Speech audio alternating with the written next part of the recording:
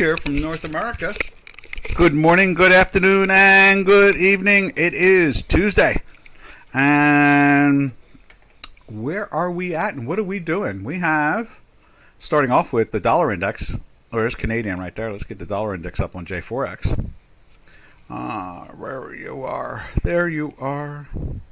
It's sideways down. It seems like it's in a weekly buy and a daily sell.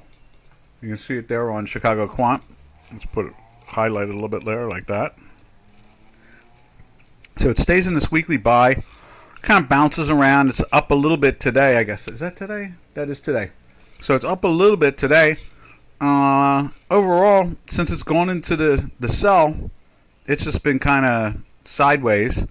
And it just does not get into the daily buy, but it stays in this weekly buy. And, as we said last week about the the interest rates and the Fed is chickening out and all that other stuff, and the end result is that it looks like the Fed is going to basically go back to forget about doing the QT. Hey, Robin. Hey, Janos. Hey, Jordan. And, they're going to stop doing the QT. That's what the word is out there right now. That's been that way since last week. I heard from a bond friend that said, they can't handle the QT. And QT, for those that don't remember what the QT is, it's the quantitative tightening. It means, or quantitative treasuries, I guess you could literally call it that. What they do is they buy U.S. treasuries and they buy corporate bonds. They've stopped buying the corporate bonds, I believe. And that's why junk bonds, that's what corporate bonds are considered, junk bonds. And they have doubled in yield. So they've gone from like 3.5, 4 to 8. They're more reflective of the inflation, whereas the government bonds, because of all the debt that the government has to pay, they keep those things down in the 3s and the 2s. And I didn't think they ever could get past 4 or 4.25. I just can't imagine that, because that really pushes an incredible amount of debt for all the money they borrowed. Borrowing money at almost dirt cheap prices of 0.5% and 1%, they can pay that. When you start to go 3, 4, 5, 6, ouch. So that's where we are at the moment. The word is that they don't believe that the Fed can. They're calling it oil inflation. The Fed has come up with a new, instead of calling it, what do they call it, transitory. They're calling it oil inflation, and oil inflation will go away. And so they're not, and what they're worried about now is that inventory, get this, inventory overload. So in other words, companies not selling their inventory, and now they're built up with all kinds of inventory. So they need to keep the interest rates down. They don't want to see the credit cards go up in price, in interest and so forth. They want to see the consumers consume, all these things. If they'd only just done this, 8, 9 years ago, the quantitative easing has been going on for 14 years. They straightened out the economy within the first year and a half, 2 years. They did straighten it out. And after that, it was just political folly from there. So in other words, 2010, 11, 12, 13, 14, and so forth, until Mr. Trump got elected, then they found a way to start raising rates out of nowhere. And so they thought they could hurt him that way, and it didn't, because he doesn't do poor policies when it comes to the economy. He does good policies like a businessman. So his economy took off like a rocket. But if they'd only... Remember Mr. Obama saying for 8 years, this is the new norm?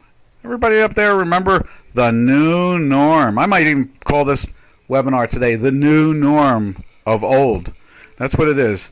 The new norm. We only grow at 1.5%. We match kind of Europe. We're basically not growing. Everybody's happy, Whereas when Mr. Trump left office, we were at 6.5% GDP. That's right, 6.5% GDP. So, that is that's why the markets are turning. I think you can see it in the stocks. Let's see if we can show you the stock indices real quick. We will jump over to them. And there's the Tech 100, kind of just up just a little bit, wee bit up around the 12,000 area, and the S&P 500 people were talking about 4,100. Well, we're at 39 already, so it doesn't really matter. It's only 200 more points. You see, it had some resistance there, and it had some resistance there. So I think 41. If they're going to do it, they'll get past the 41. You can see we're in a daily buy, but we still can't get into that weekly buy. It just seems to be stalled out there. But again, this product too. And when we go to look at the actual numbers, like so, you can see the S&P 500 is up 825. Now it's down. It's up 750, 775. The Dow Jones Industrial Average is up 90 points, basically 89 points right there, 87. And the Tech 100 is up 6 points. So that is where we're at. That's why they're functioning the way they're functioning, and that's why they're lifting the way they're lifting. It's because free money. That's right. Free markets, free people, and brought to you by the Democrat Party. Free money. So the new, or is it the new? Yeah, the new. I think that's what he called it. The new, or the new something. The new. Yes, indeed. So anyhow, here we are. Let's get over to the currencies and see exactly what's going on besides the index itself. And we jump right to, let's see what the Swissie's doing this morning. There's Mrs. Swiss right there. Put it up on J4X. And there we see nice, long, slow, steady drive down. And in this case here, you look at it, and it's up just a teeny bit, with all those red dots with the drive down. And we're in that weekly sell that's trying to get into a buy. Let me think now. So if interest rates are going to stay a little bit lower, they're not going to go higher in the States, but they're not going to change. They'll probably hang around this area. Does that mean they want to buy? What currency was it? We have one currency. I think it's been in and out like 5-6 times in 5-6 weeks, something like that. They can't even figure a direction at this point. No one knows exactly what to do. Fundamentals don't seem to function right, so they can't really say, okay, well, they have inflation, we have inflation. Let's buy our inflation versus their inflation, or vice versa. Let's buy their inflation because their interest rates are higher than our interest rates, and our inflations are only like 0.75% difference, and we can get like 1.5 on the. And then you got to look at what the taxes you pay too. So everything is tied together. Traders think they can walk in, or particularly new traders, they think they can walk in and just start trading.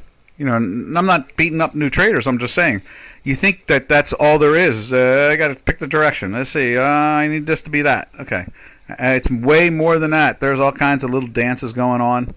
The math always tells us the truth, be it the close of the product in a 10-minute period or a 783 period, whatever.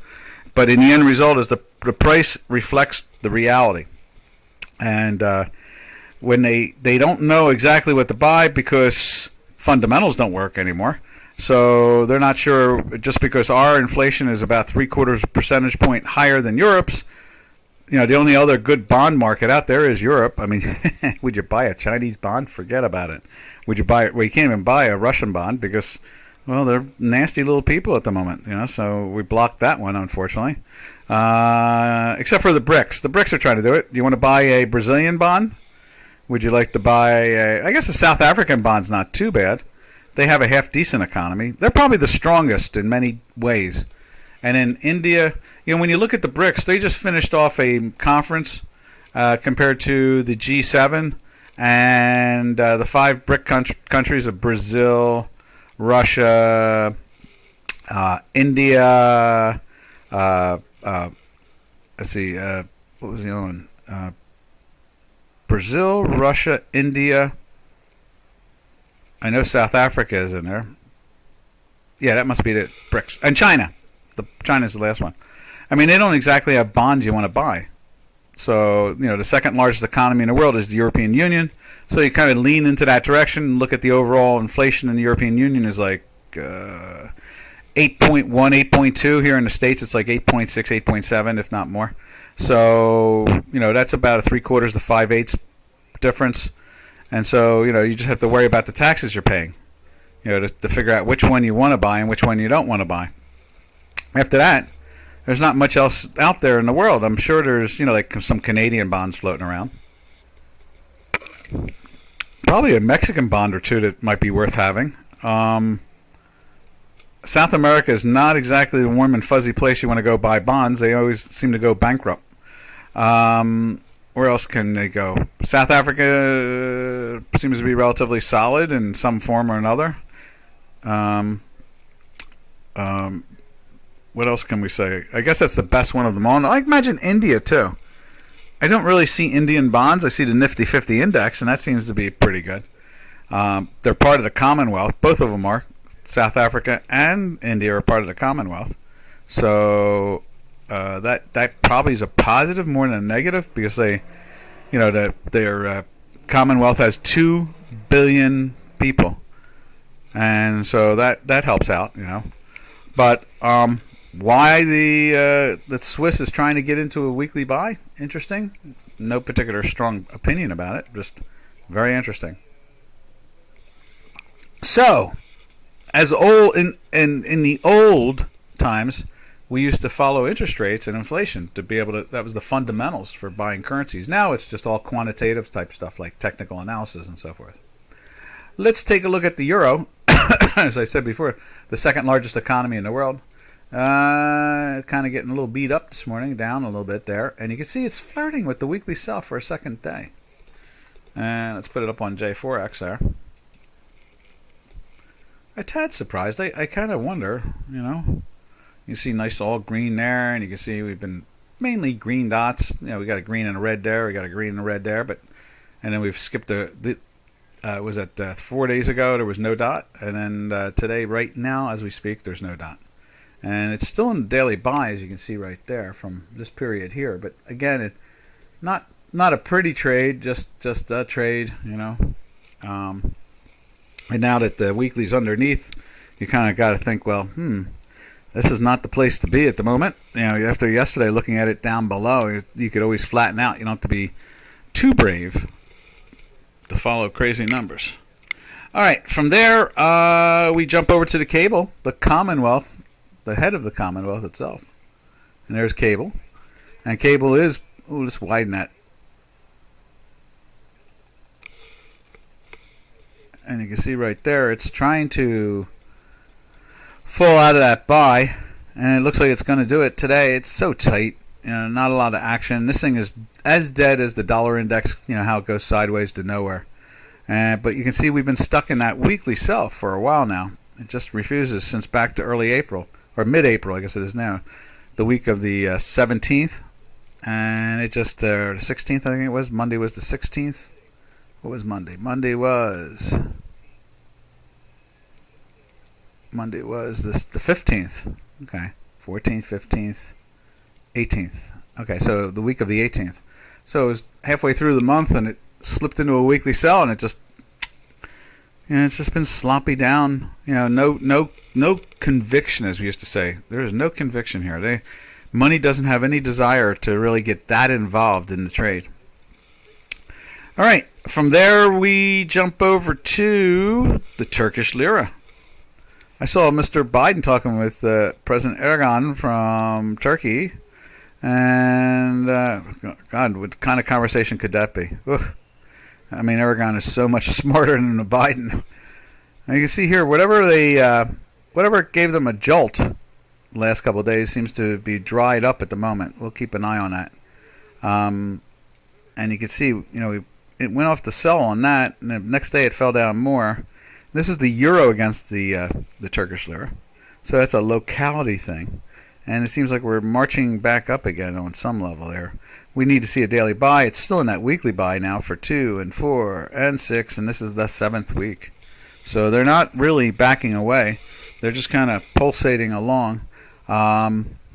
Something has started. We see that right here, where it goes into the buy and doesn't want to let go all the way up to this top. And same thing, it's in the buy for just a couple weeks, 3 weeks to be exact, and then it jumps back into the buy. Now over on the dollar Turkish lira.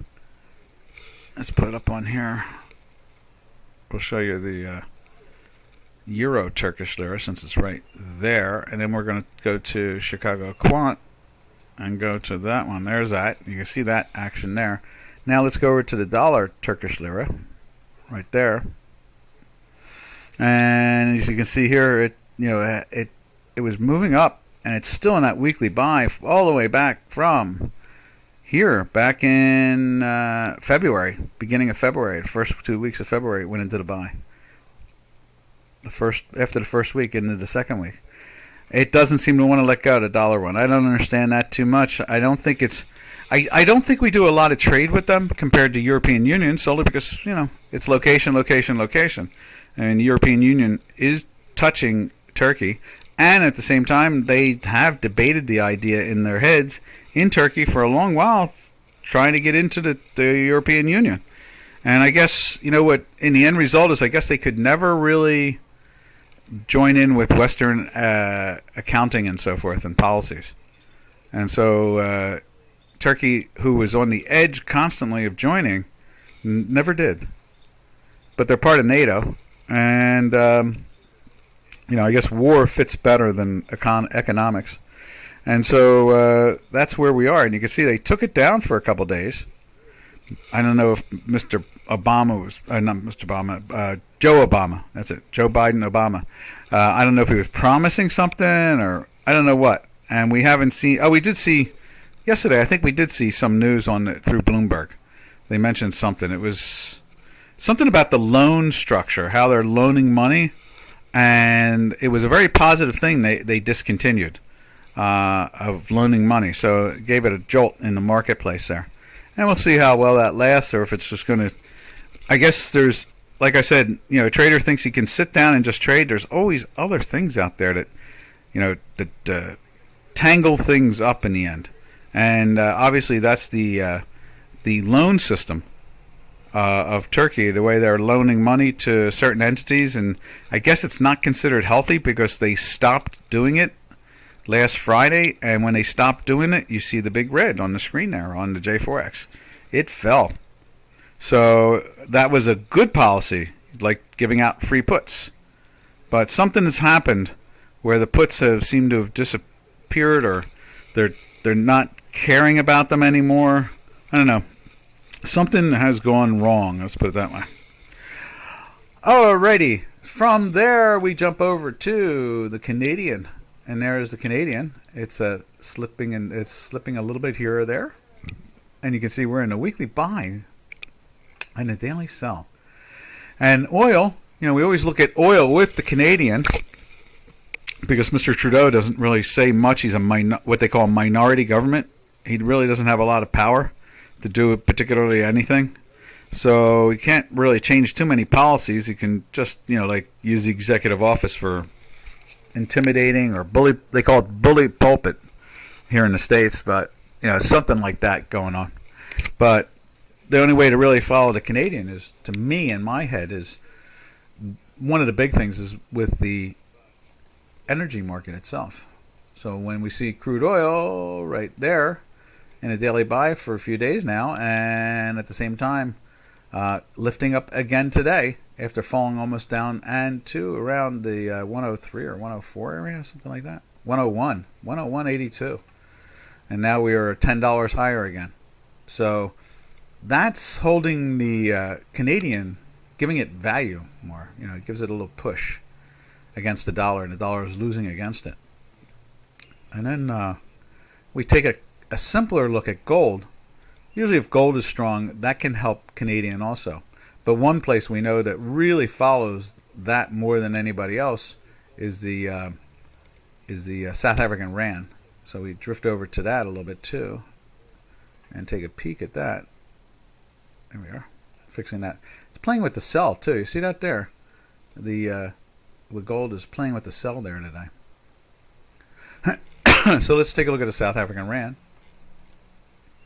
With gold kind of sloppy and down, I would assume the rand would be up in value, or losing value, I guess you could say, against the dollar itself.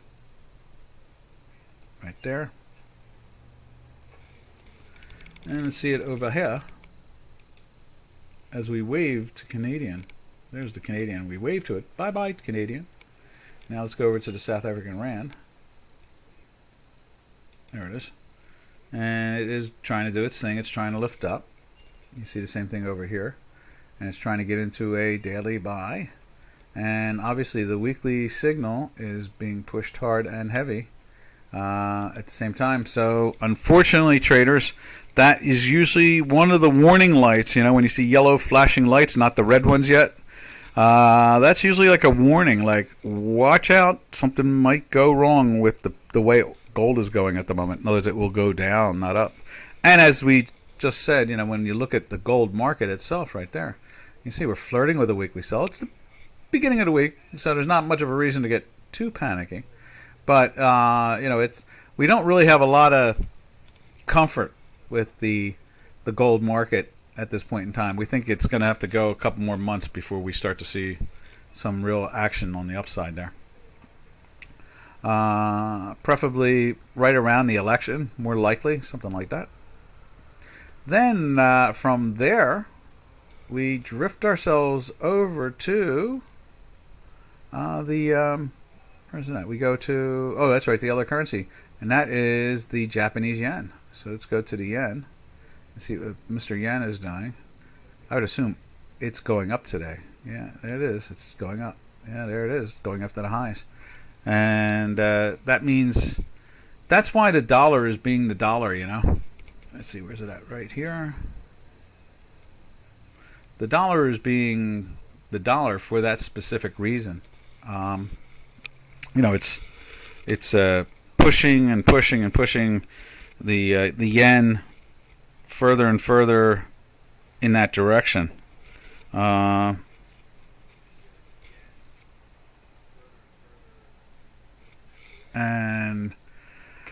you know, I kind of say, you know, I say a lot of times about the canary in the coal mine, and it seems like the yen was a good leader in this whole move. That and the Swiss franc, which was curious. The two of them were marching together very well and reflecting the weakness. And you know, the Canadian, not the Canadian, Swiss went up to like the saltine was like 100, maybe something like that. Got up into the hundreds.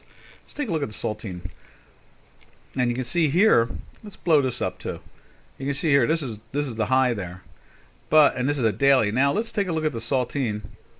The right there, you see it ran up there higher. You know, it really got beat up. Right now, it's nowhere near playing with that situation. Just starting to turn. You know, it's playing this range, some weird range. Look at that range. Ooh, bing, bing, bing, bing. How about that, huh? So, the yen is more reflective, and it's so odd too. Every weekend on Zero Hedge, we see an article. Oh my God! And they have a picture of, you know, like, I mean, they find prime minister pictures that from old even, you know, just looking upset, and they talk about it collapsing, and you know, so forth and so on. And to me, you know, it's not a pun I'm ready to say, but it is an island, and they can feed themselves. They don't necessarily have all the energy they would like, but they have nuclear power plants, and you know, they're a much more functional society. They're very tightly connected to the United States in a very peaceful, happy way. So you know, I kind of don't really fear the crazy moves in the yen itself. You know, not crazy, but you know, the strong moves in it, which is weak for them. You know, but they're buying dollars. And I've seen them reach in and buy, you know, like, I guess they bought over $1 trillion of their bonds 2 weekends ago.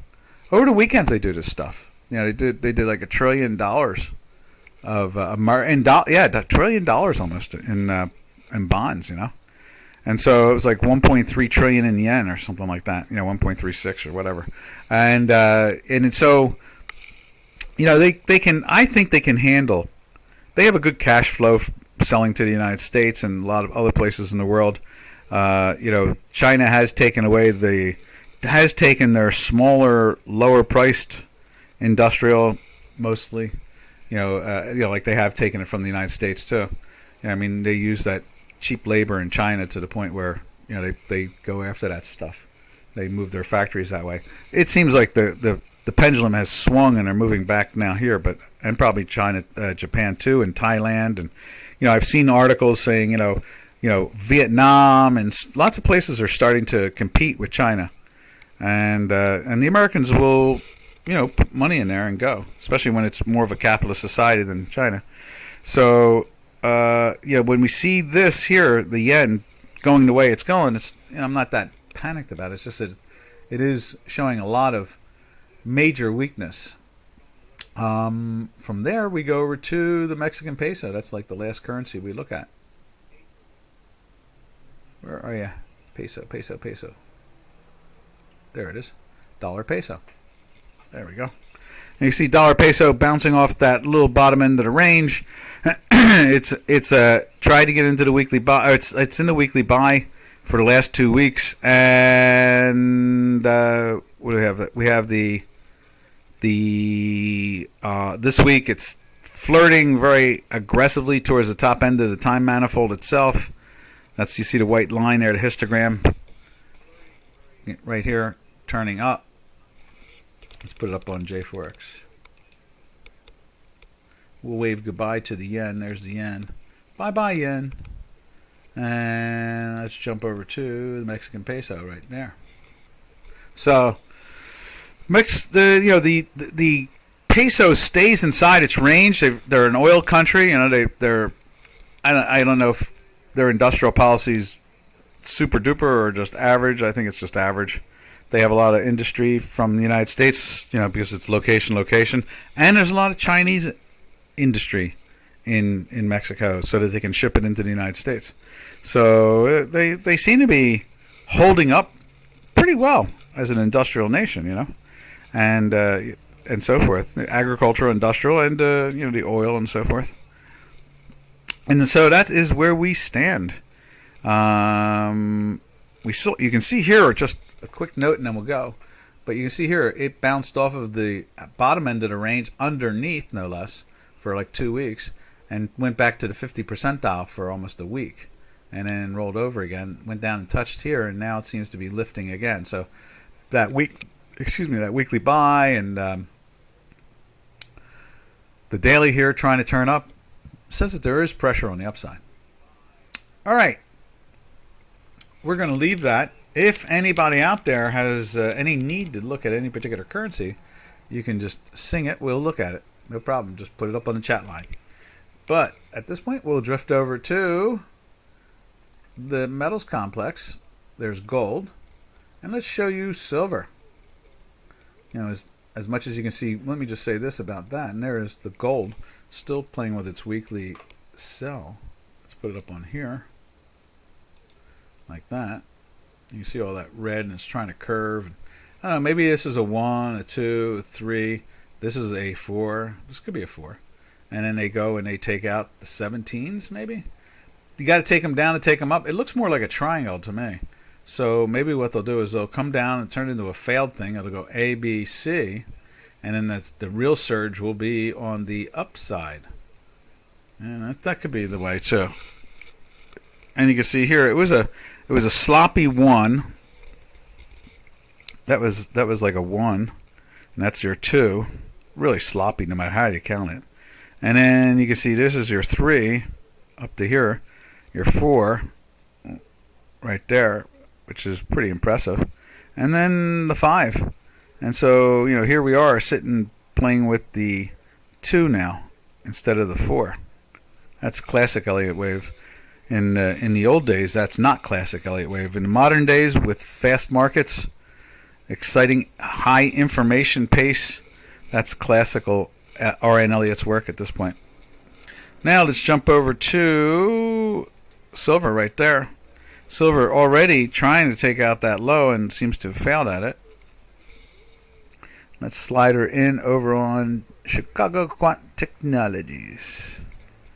And you can see it's flirting with a daily buy. It's been in that weekly sell since mid-April, April 14th. So it ever since the $26 area, it's been in a weekly sell. It's traded down to $20. It was a pretty large drop, 20 some odd percent drop. And now we are, we're trying to turn up. We keep on getting to, look at the length of that daily sell too. That went on from the 16th of April to the first buy was the 16th of May. A whole month went by in a daily sell. And sure, it did. It reflected it. It was winner, chicken dinner galore for everybody. You can see the low was 2056. 2056. So, I mean, that was almost a $6 drop. And you see it's trying to hold on. It's trying to lift. It failed to break down there. We've been in that sell throughout that. Maybe it went into the buy there and then broke down again. So let's do that. So it was like that, and then that. At one time, that was a sell, I think. But we're going to just. Well, that's right. Okay, that's what it is right there. And now we're in that sell again, and the weekly sell, and it's trying to lift up. It seems to be hunting for some buyers. They've not been too successful at it, but it does seem like the buyers are trying to be buyers. Everybody, I mean, Robin talks about it to me all the time. A lot of, we watch it very closely. The coins trade with a premium of, I don't know, what is it? Like $10, $11. So, like, they're in the 33s right now, 32, something like that. What else we got going on here? We've got, what else we got? We got. Let's take a look at copper. Mr. and Mrs. Copper right there. That has been a nice slide. Zoom, doom, doom, bang. And at the same time, let's take a look at it over here on Chicago Quant. And you can see that has been in a sell since the 7th of June. And went into the buy, is going into the buy today of the 628. So 21 calendar days in a sell. And it's been in a weekly sell just from here, from the $4 plus area, 405, 404, something like that, 403 and change. And let's see, I think it moves over there. Yeah. And so then what happened? No, that was the right spot. We can leave it there. So then what you have is it's been in a weekly sell, and it went down 40 some odd cents. And now you can see it's trying to lift up today. They are trying to buy it on some simple level. And I could imagine, it's the industrial metal of China. It's their gold, basically. So you would think, with all the push and shove about China, you would think that they would get rolling along there, So, what else can we do? Let's do.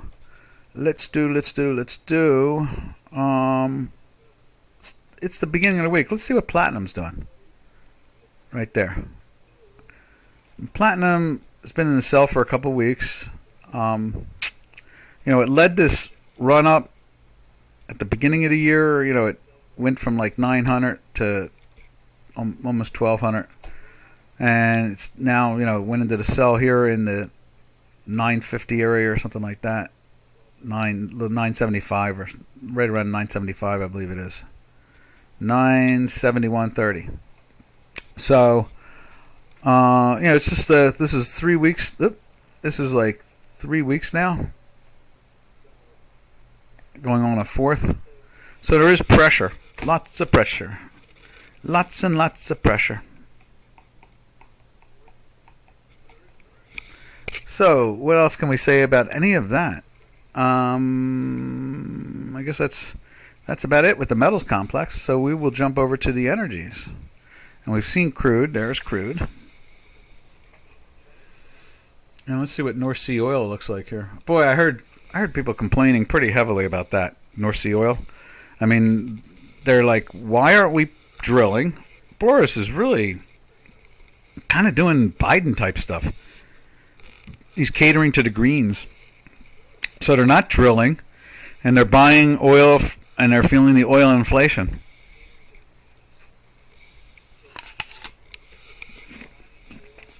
I just took a bite out of an apple. I just feel like an apple. But yeah, he's like a, when I thought about the greens, I thought, oh, nice fresh green trees with fruit. So Boris is not very popular. And I'm amazed that he survived his no confidence vote. They'd be better off just ditching him and starting the elections, but they're afraid what will happen with the elections at this point. They need to change the rhythm, They need to find somebody that people will respect, because they don't seem to respect Boris anymore. And he was the man for Brexit. There's no doubt about it. And he got it done. But after that, he's part of the green side of things, and they're saying, like, why aren't we drilling more oil out of the North Sea? Now you see the move here. Back up into the 117s. So that's pretty cool. What's the high today? 1775.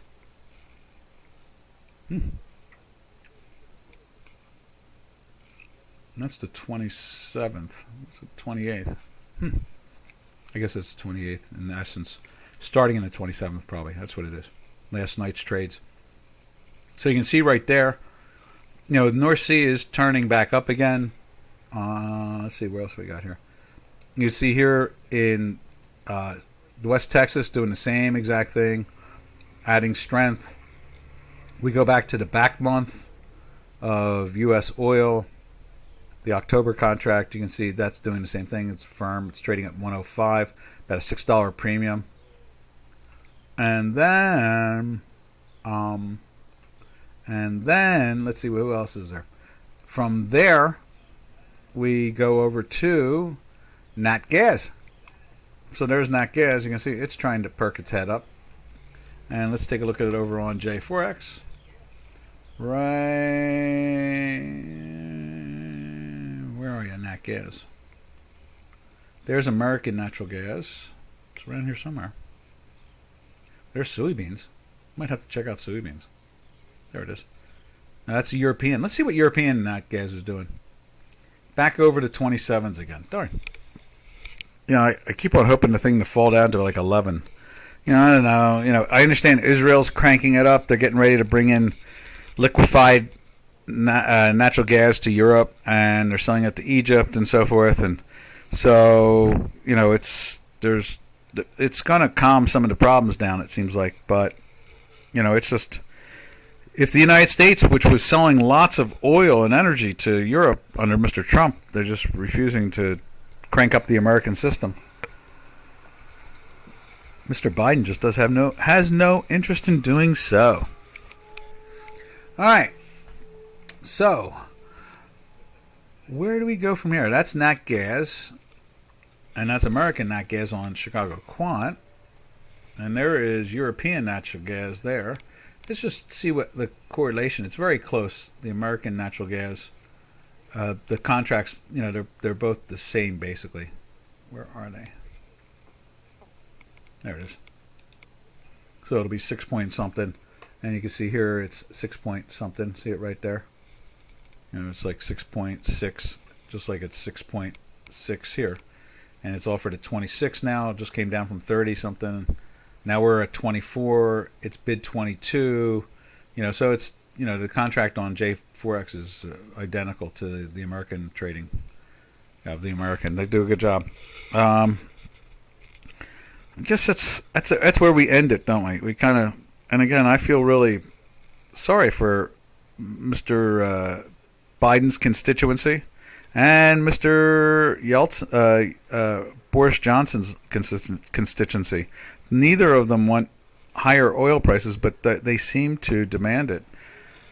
The two leaders seem to demand that we keep high oil prices. They just refuse to drill, and that's they run towards the green movement in a physical way. It's truly a physical way. Okay. from there, we drift over to... What else do we do over here? We did the metals. We did the energies. Let's take a look at Bitcoin. Bitcoin went into a buy yesterday. It's trying to lift up. The weekly's been in a weekly sell for a while. Look at that. All the way back to first week in April, going into the second week of April when it was at the 41,000 area. And it's traded down to, what, the 15, 16, like 17,000 area, I guess it is, something like that. Let's take a look at it on J4X.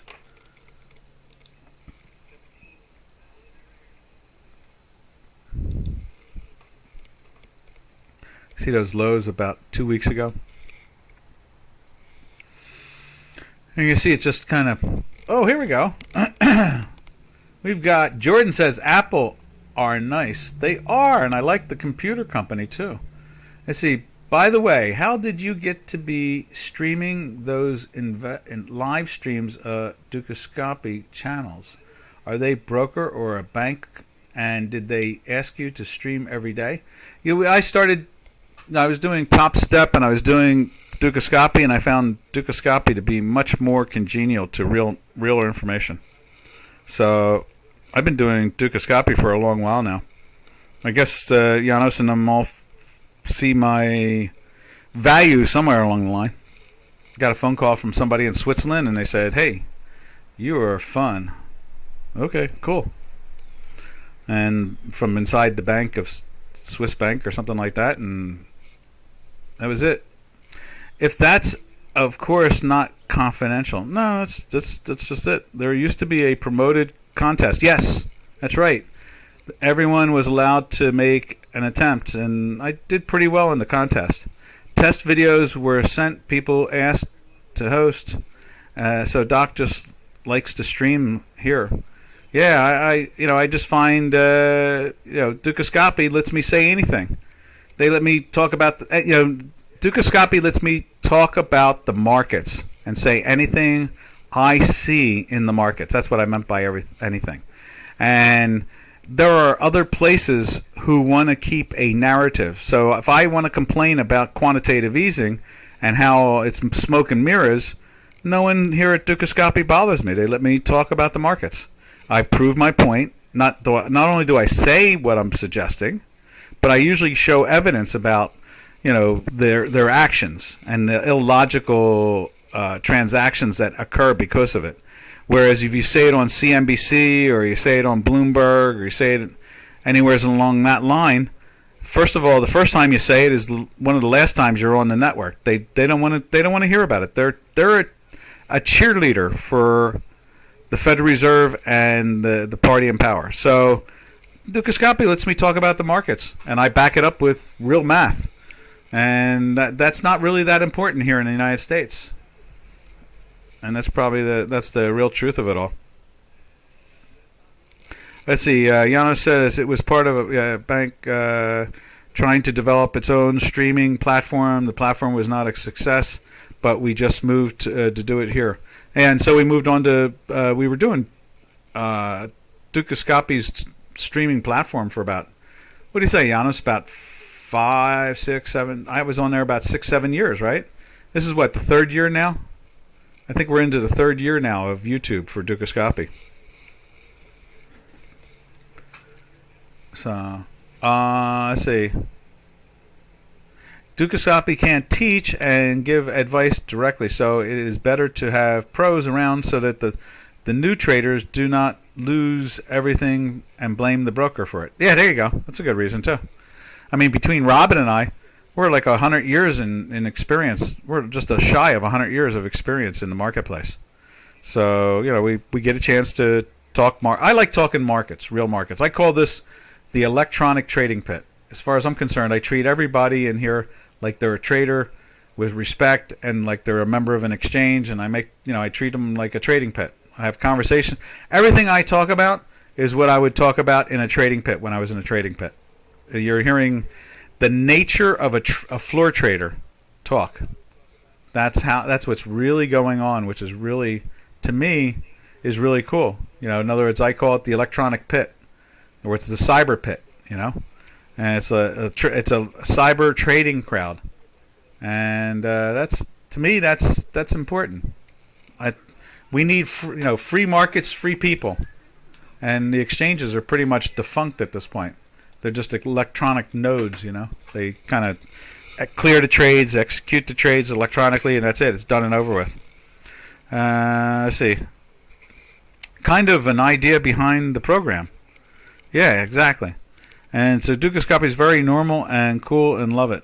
They're like every other broker. I mean, they're trying to fill your orders for the best price. They're trying to stay in business at the same time because the governments around the world seem to be trying to hurt brokers, which increases volatility when you hurt the brokers. If you don't let the brokers execute your orders, in other words, if they don't let them have a fair market to trade in, it only hurts the marketplace. I don't know where they get the idea that it's going to help the marketplace. It blows my mind. That's it. Jana says that the Dukascopy aims for an increase of turnover. If people learn to do it properly, they increase volume. Exactly. And and that's what is really. Now, what's up in Rhode Island? They just threw a picture of Rhode Island up there, some house. So I guess is there a conference going on up in Rhode Island? But anyway, beautiful day. Oh, YouTube. So yeah, I mean that's the thing about Dukascopy is that and I'm in contact with a lot of the old people, the people previously. Janos has been around a while, and most of the people Janos has worked with, I'm still in contact with. I see Polina all the time on the through the cyberspace. We chat once in a while, that type of thing. Some of the other women, we talk once in a while, that type of thing. But overall, that's the way it goes. It's a lot easier than me streaming by myself. It's nice to have a community that's hungry to talk trading, learn about trading, be involved in trading, and I'm glad to talk about it. Thank you, Dukascopy. All right, from there, where do we go from there? We go over to... Where were we looking at? Oh, we were looking at Bitcoin and the cryptos. And you can see there that they're trying to lift up. I think they can get going a little bit in here. I'm not sure if it's going to be anything explosive on the upside, but I do think that cryptos will bounce with the market. That seems to be the nature of it all. Cryptos shouldn't be following the market. They should be following all the other crazy calamities that are going on. But the overpowering money situation in that arena basically is that it follows the market.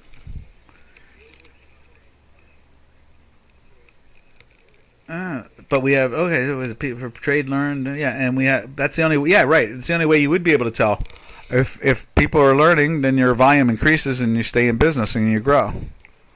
I mean that's pretty much the free market, And if I didn't put up good technical analysis, if I didn't define technical analysis clearly enough, or I wasn't able to be more accurate, then no one would want to listen to me. I would think that's the way I figure it. So, all right, from there we'll go over to the stock indices. I think we started off talking about them this morning, right at the beginning, but we go from Bitcoin over to the S&P 500.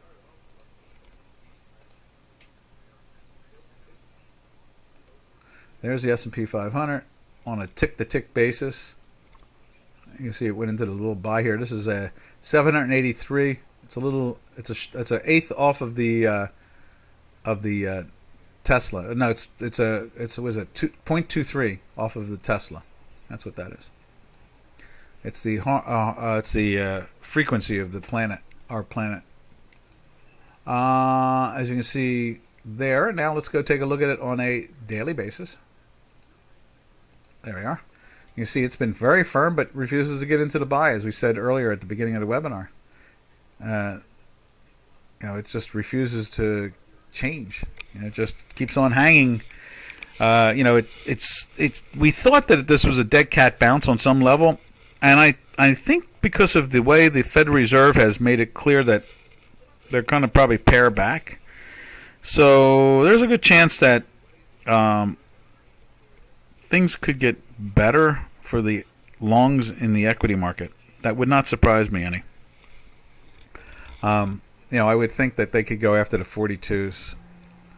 I'm sure that they'll take it down a little bit just to take it up. But yeah, I think that's where the mind is at this point. There, Mr. Powell is losing his aggressiveness. They're happy that he raised rates 3/4 of a point. They're excited. They think he's going to go do it again, and then that'll put it where are we at now. I think we're 1.5, 1 3/4. So that'll put us up to 2.5, 2.25 to 2.5 in the bonds, in interest rates. And then if they go one more time right before the election, that could put us into the 3s, and that's where the bonds kind of hang out. They hang out in the 3s.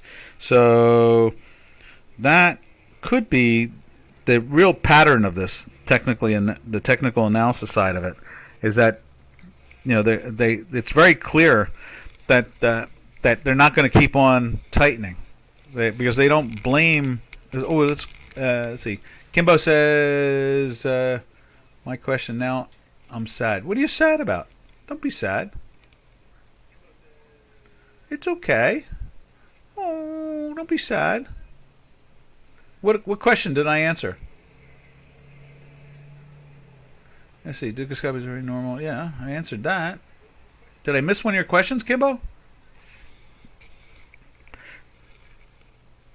I hope I didn't miss one of your questions.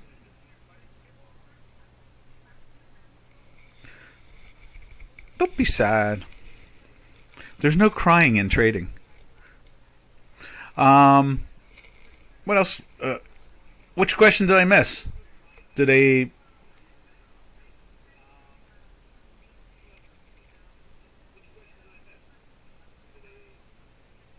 go back. Do you want me to go back and answer each one of them again? Let's see. What did I miss? Let's see. Kimbo. First one was, by the way. Is there one before that? No. I thought I answered that one, by the way. And then if that's of course not confidential. Okay. I said no to that or something like that. And then so Doc just likes to stream here. Yes. For fun, I guess. Yes. Or they pay him. I used to get more money because I did the contests and you can see the records of DocDow, and I think I came in first at least once. I came in second like a couple times, third a couple times, things like that. My robot trading. I don't make as much money now because I just don't do that robot trading anymore. But the code is still up there. You can take a look and see, and you can run it yourself if you want. I think you're allowed to do that. Let's see. What else was there? So that's the answer to the pay. Dukascope is very normal and cool. Love it. There you go. I say yes to that. My question now and said you missed my question. Like the pit, are people? Oh, I didn't see a question about the pit. Like in the pit, are people polite or how are they? Oh, I didn't see that question. Did I miss that? I don't see it on there. But I can answer that really easy. It's bugged. People who are Robin could chime in on this very easily. There are cutthroats in the pits in some places. I mean, but if you've been around a long time at the exchange, you know who you can trust and who you can't trust. And most people are just trying to make a living.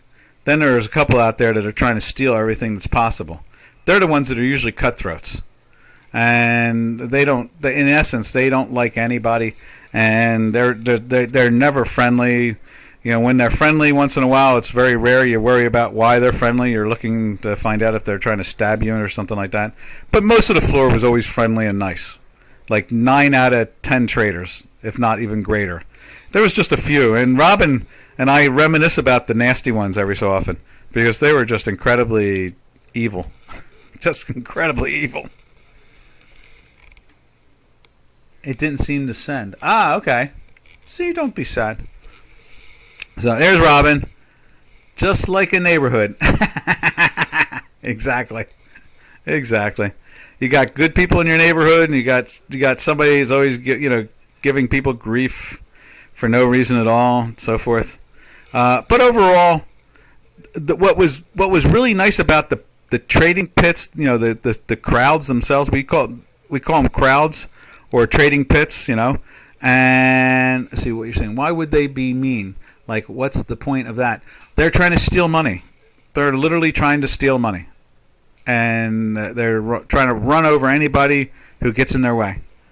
They scare you? No, they don't scare me. They're just nasty. That's all. They're just, in other words, they're always on the angry level. They're trying to steal money from everybody. I mean, through executions, they're floor broke, especially on the equity side. The New York Stock Exchange side, the equity side, it was the specialist who ran the pits and the crowds, and the New York guys were really vicious, incredibly vicious, and they did their best to chase the locals and the market makers off the floor, so they could control the business.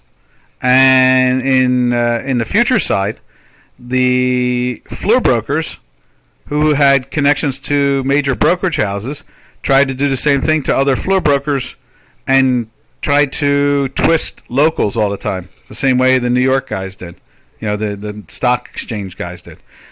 Specialists, there were different moving parts on an exchange floor, and on the equity side, they had specialists that ran. If you wanted to buy Apple computer, you only went to one spot on the trading floor to buy it and trade it with one specific person you had to talk to. In futures, if you want to trade the S&P 500, you go to that spot on the floor where they trade it, and there are hundreds of traders there, and they're making markets in it. And the floor brokers, to a great extent, are, the ones that are executing public orders, are kind of like the specialist on some level on the equity side, but not as powerful. So on the future side, there was even more nastier people, whereas the specialists at the New York Stock Exchange really, really fought hard to hurt locals on the floor. And only if you got along, if you were a floor broker doing public orders, they got along with you and they treated you okay. But if you were a local or a market maker, they tried to run you over. And so, but overall, and the greatest pleasure of all of the trading floors was the level of intellect. There was incredible amounts of great minds on the trading floor, and it was very enjoyable. And it was super conversation, super ideas and concepts. There were a lot of conservative traders. I used to say in New York that the specialists and the salesmen and the brokers that filled orders for the public were more liberals and Democrats, and the traders were Republicans. And that's why Wall Street is a big sales organization now. It's because it's run by the salespeople and the Democrat side of it. In the city, what's in the city? Oh, a neighborhood in the city. Yeah, like in the hood. Yeah, definitely. All right. Well, this is the new norm. We're thinking that Mr. Obama, Joe Obama, Biden's policies is the new norm. Keep that GDP down around 1%. This is Doc from North America. Catch you all tomorrow, same time, same channel on Happy to Hump Day coming. So, happy trails to you. Until we meet again, happy trails to you, to all our trading friends. Later, traders.